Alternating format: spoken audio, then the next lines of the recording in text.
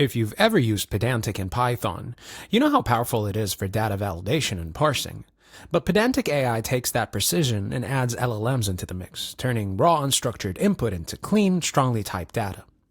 Here's how it works. You define your Pydantic models like usual, and instead of relying on traditional parsing, you run the .from_string bracket method, which routes that messy text through an LLM and maps it to your schema.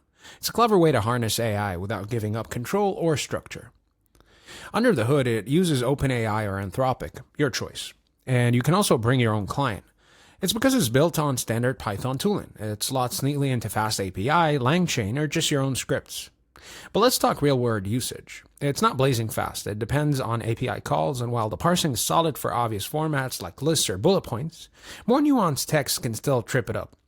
It's not magic, it's just a really smart shortcut for data wrangling.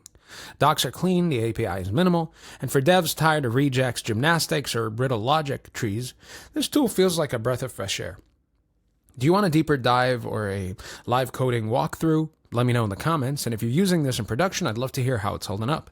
And I'll catch you in the next video.